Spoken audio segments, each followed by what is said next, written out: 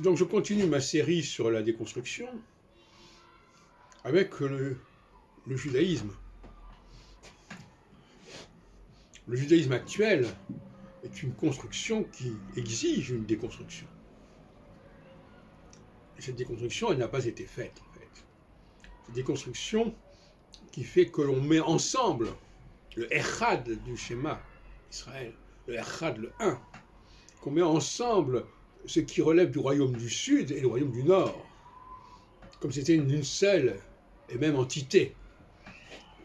En phase de déconstruction, c'est-à-dire en phase de solsticialité, il est indispensable de contester cette construction, justement. Et ça vaut aussi pour le christianisme, qui est une sorte de construction.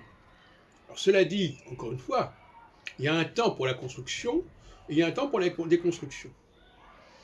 C'est-à-dire qu'il y a un temps où notre cerveau va vouloir que les choses soient comme elles sont, comme elles ont été, et un autre moment où il veut dépasser ce constat, dépasser cette réalité, entre guillemets, pour construire une nouvelle réalité, une pseudo-réalité. Et la déconstruction, le temps de la déconstruction, c'est lorsque l'on refuse ce mensonge, qu'on refuse cette imposture, cette mystification. Donc, je suis hanté dans toute mon histoire par la problématique de la déconstruction. Et notamment dans le cas du judaïsme, l'idée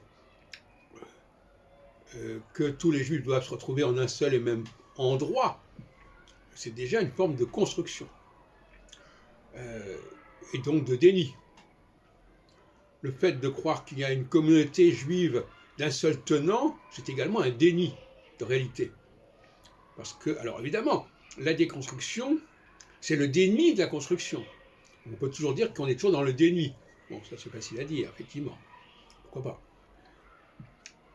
Ce ne sont pas les mots eux-mêmes qui définissent la chose. Déni, ça dépend de ce qu'on dénie.